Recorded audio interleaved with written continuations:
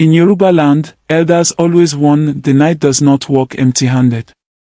But in Alero village, one foreign man carried a darkness even the night feared. His secret hid inside his own home, and inside something as simple as clothes left outside overnight. What happened when that secret finally escaped will shake the entire village and remind everyone that no cloth, and no secret, should ever sleep under the moon. Mr. Thompson arrived in Alero with the warm smile of a polite foreigner. People liked him instantly, especially when he married the gentle Mama Ronk, who believed she had found a peaceful husband. They raised two bright children, Ronk and Teyo, who spoke both English and Yoruba like natives. But behind their compound walls, peace did not live there. Mama Ronk's eyes were always tired, her shoulders constantly tense, and the children never laughed freely.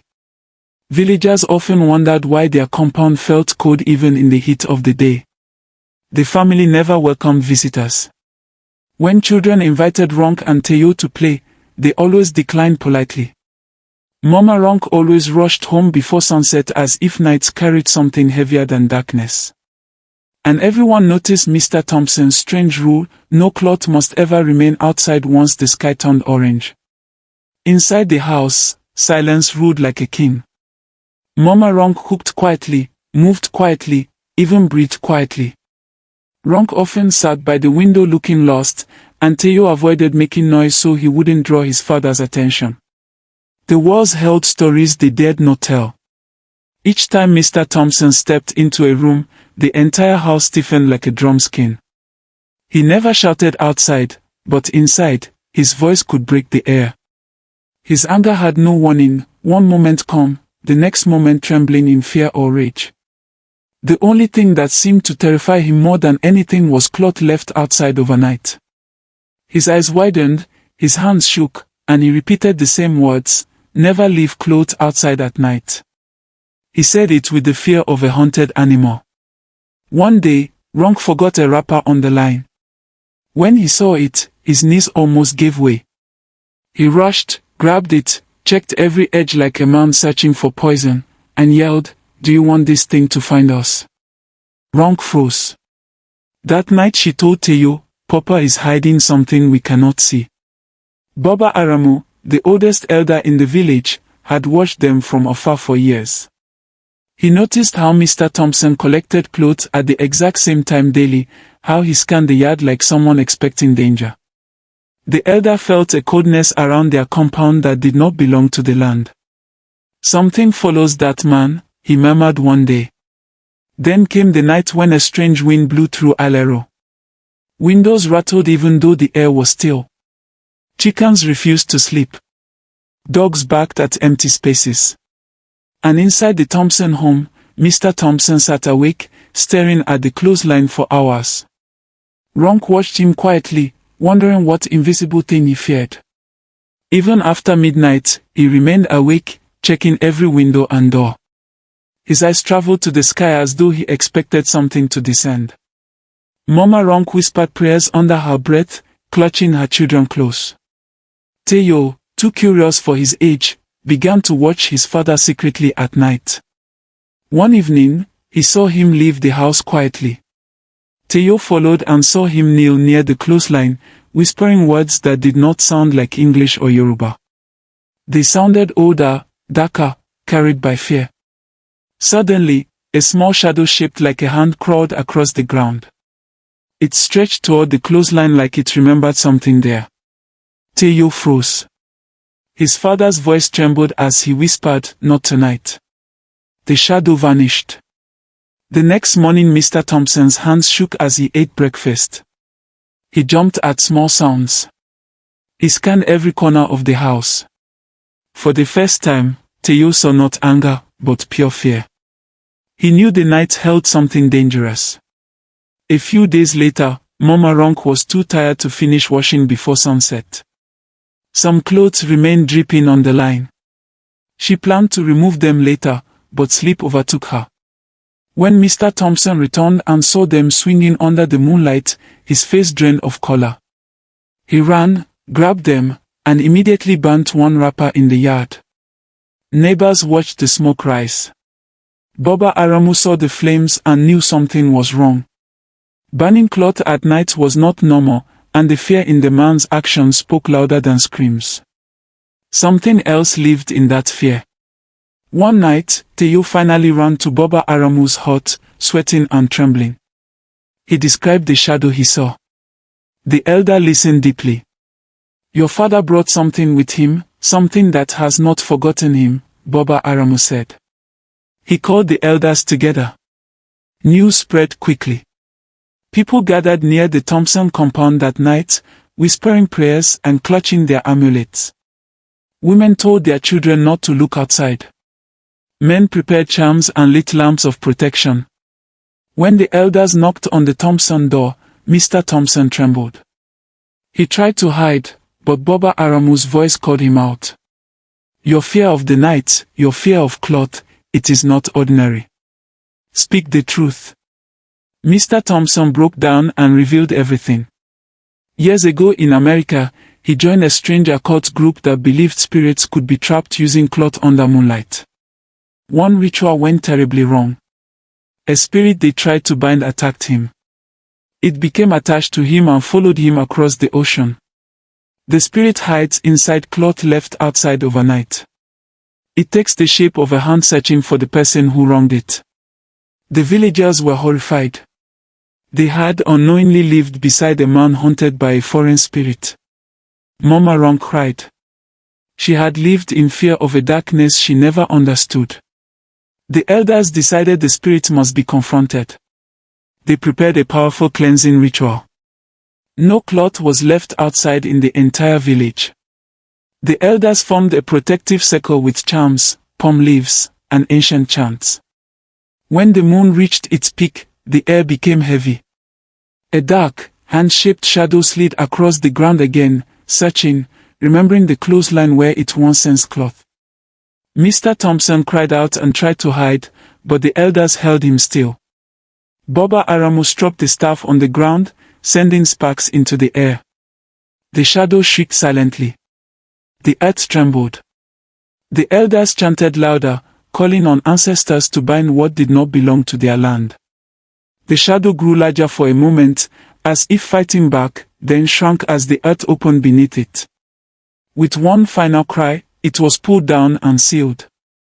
The air became still. The night returned to normal. Mr. Thompson collapsed, sobbing heavily. For the first time in years, the fear lifted from his shoulders. Mama Ronk embraced him, her tears mixing relief and pain. The next morning, the family smiled genuinely for the first time. Ronk and Teo played freely. Their home felt warm again. Baba Aramu gathered the villagers and spoke, "This is why no cloth must be left outside overnight. The night carries spirits, shadows, things older than memory. Cloth can catch what you do not see." In the following weeks, the Thompson family healed. Mr. Thompson apologized to the entire village. He became humble, gentle, and dedicated to rebuilding trust. He learned Yoruba traditions and respected them. Mama Ronk regained her strength, and the children laughed again. But the village never forgot the lesson. No one, young or old, ever left clothes on the line once the sky darkened. And whenever visitors asked why, elders simply said, "Because the night can wear what you forget." Every household repeated the warning for generations. And the story of the American man, the night spirit, and the forbidden wrapper became one of Ailero's greatest lessons. No secret stays buried forever, and no cloth should sleep outside under the moon. After the night of the spirit, peace slowly returned to the Thompson household. Mr. Thompson no longer trembled at sunset, and Mama Ronk moved with ease around the home. But the villagers, while relieved, remained cautious. Every time they saw clothes hanging late in the evening, they would whisper to each other about the danger of the night and the lesson they had learned from the American man who had brought fear into their village. Ronk and Teo were finally allowed to play outside freely, but Teo could not forget what he had seen. He often looked at the empty clothesline, remembering the hand-shaped shadow that had disappeared into the earth. The boy knew that night carried secrets, and that even though the spirit was gone, lessons must never be ignored. The simple act of hanging clothes carried weight beyond the visible world. As days passed, the villagers invited Mr. Thompson to join their community events. He smiled warmly, greeted elders respectfully, and helped with farm work, slowly earning their trust back. Yet, he often whispered a private prayer each morning, thanking the ancestors for their guidance and protection. He realized that foreign knowledge without respect for local wisdom could invite danger, and his experience became a silent warning to anyone who underestimated the unseen forces of the land. Mama Ronk, once frightened and weary, now held a quiet strength. She began teaching Ronk and Teo about village customs and the importance of respecting the land. "Never leave things unattended at night," she said, pointing at the drying clothes. "The night carries more than darkness, it carries spirits, memory, and sometimes, danger." Her words resonated deeply, not only with her children but with the neighbors who would often stop by, curious about the lesson. One afternoon, Baba Aramu visited the Thompson home. He observed the family carefully and smiled. "You have learned well," he said. "Not just about the night spirit, but about respect for what you do not see. Many would not survive what you faced, yet your family endured." Mr. Thompson bowed his head in gratitude. He knew that the elders' wisdom had saved them all, and that the spiritual world respected humility more than fear. Ronk, who had often hidden her curiosity, began asking questions about the spirit. "Baba Aramu, will the spirit ever return?" she asked timidly. The elder shook his head. "It has been bound. But remember, children and spirits are not always visible. They live in actions ignored or rules broken. That is why cloth must never be left outside at night. The lesson is for life." Months went by, and the village slowly returned to normalcy. The story of Mr. Thompson's fear spread quietly to surrounding communities, shared as a warning rather than gossip. Parents taught their children the importance of observing the night carefully. Clotheslines were checked before sunset, and no one dared ignore the invisible eyes of the night. The village itself seemed lighter, as if the ancestors were satisfied with the lesson learned. Despite the calm, Teo never stopped being curious. One night, he crept outside to inspect the empty clothesline. The wind whispered softly through the trees, but no shadow appeared. Yet he felt a deep respect for the quiet, empty line. He understood, even as a young boy, that some rules exist not to restrict, but to protect. And every time he hung a cloth carefully before sunset, he felt the presence of something watching silently, benevolent, patient, and wise. Ronk also changed. She began assisting her mother with chores but always paused before letting clothes hang late. She told her friends, even if nothing seems there, respect the night. Some things wait silently. Her voice carried authority because it came from experience, not fear.